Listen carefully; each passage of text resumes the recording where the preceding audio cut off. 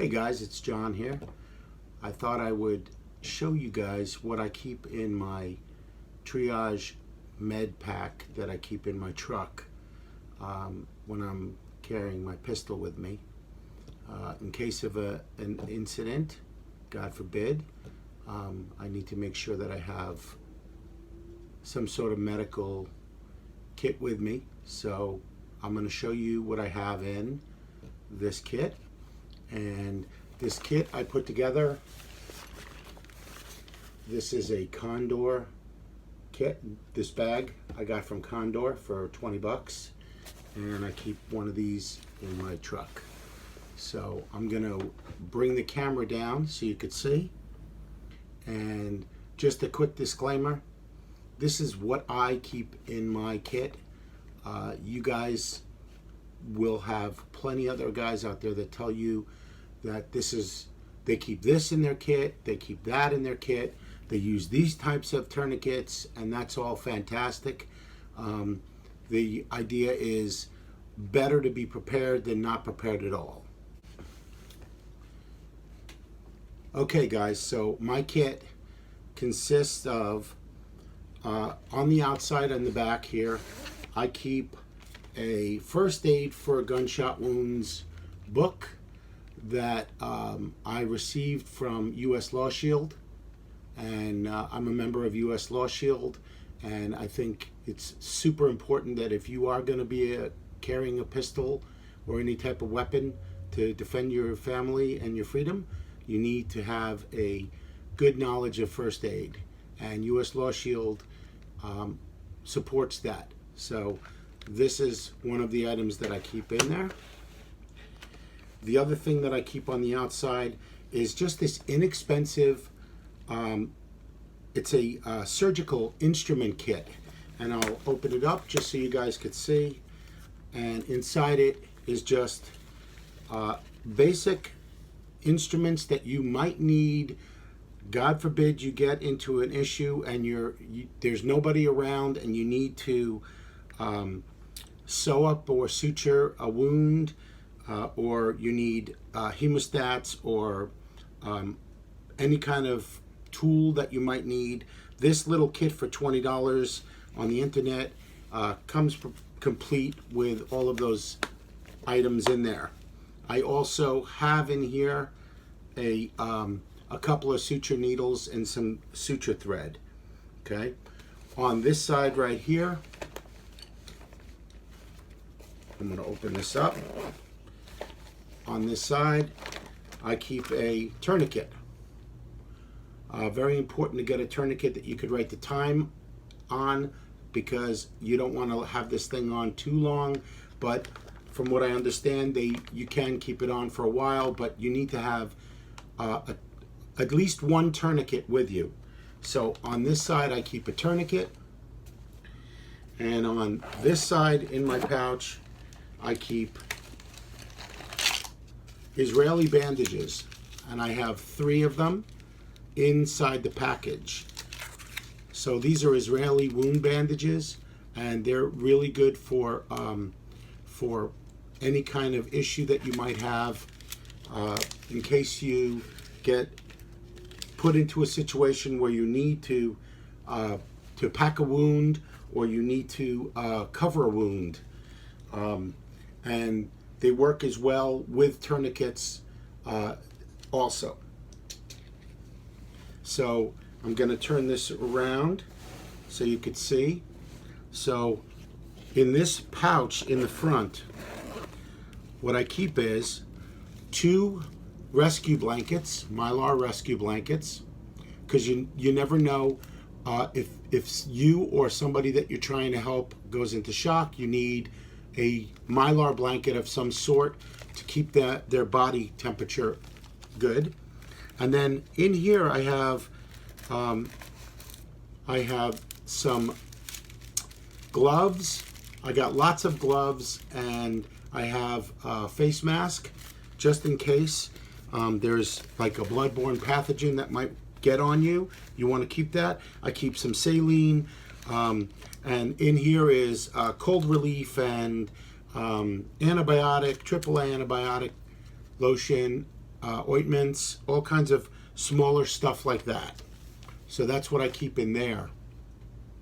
Now, in the larger pouch, what I keep in here is another bag with sterile gloves.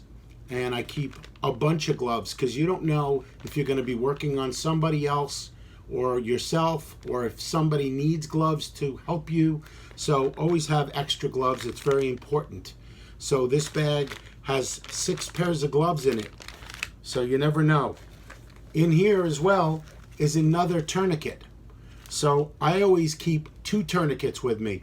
You never know if you're going to need to use 2 in case you can't stop the bleeding. Or if you only need one, let's say you might have an area where you need to put one on a leg and one on another limb. So I always keep an extra. So I always have 2 tourniquets with me. Okay. In here, I also keep 2 of these, and I'll tell you what this is. So I'll show you what this looks like. And in case you guys don't know, it's a nasopharyngeal airway, and it goes into the nasal, into your nose, and it, for unconscious, if somebody's unconscious, it helps them, if their airway is blocked, it helps them open the airway so that you could breathe, or at least, now you need to be proficient with using things like this. I wouldn't suggest that anybody just go out and buy these things and not understand the procedures and the proper ways of using them. I also keep in here vented chest seals. So I use the hyphen vent chest seals, and there's 2 of them. And because if there's a entry wound, there's most likely an exit wound, and you will need, if it's in the chest area, a tourniquet doesn't work, you need to put a chest seal on it. So that's very important that you keep in your kit. In here I also keep some sting relief in case somebody, in case you get stung. So I have a couple of those. You never know, from the smallest to the largest thing. In here is a blood stopper.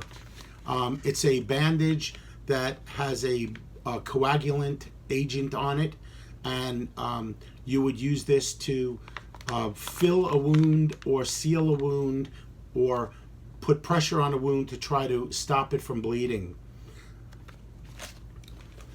I keep tape. You always have to have extra tape. I keep extra bandage. This is a small roll of bandage in case I need to, if it's a hole and you need to fill that to stop it from bleeding. So you always want to have something like that. And then I also keep this. This is Advantage Medical Kit Trauma Pack. And this is sealed. I don't open this. But inside this is Quick Clot, a trauma pad, sterile gloves, duct tape, a triangle bandage, sterile dressings, 4x4 and 2x2, and antiseptic wipes as well. So this is a backup for any of the other items that I might need more of. I keep this as well. So guys, that's what I keep in my med kit. It's got small band-aids for cuts and bruises and stings, bee stings, things like that, all the way up to a chest seal and tourniquets, and in case you have blood clotter agent, so that you never know what kind of situation you're going to be in. Very important to have more than one tourniquet, I believe, and also training. You need to be trained so that you understand how to properly use this, because if you come up onto an area where something has happened, a car accident, or you're in a gunfight, God forbid, and you get shot or you shoot somebody, you need to understand all of the intricacies of the medical procedure that you would need to do to save yourself. And if there was somebody else and you need to save them as well, What I also keep on me, which is really important, which I'm not going to show you now because I'm using it, is my cell phone. Cell phone with 911 on a speed dial to call and say, hey, I need paramedics, I need police, whatever the situation is. So this is just a quick video to show you guys what I keep in this medical kit in my truck. And on my person, I keep a blood clotter. I keep one of these Israeli bandages, and I keep a tourniquet as well with some gloves. So I have that on my person all the time while I'm carrying, and this is in my truck. So thanks for asking. I hope this helps. Most of this stuff I found on Amazon or went to my local store and picked up stuff at Walmart to fill this up with. I am not a rich man, but the Second Amendment is important to me, and I do carry, so I want to make sure I'm prepared for any issues that come up. Thanks, guys. Have a wonderful day, and be safe. Take care.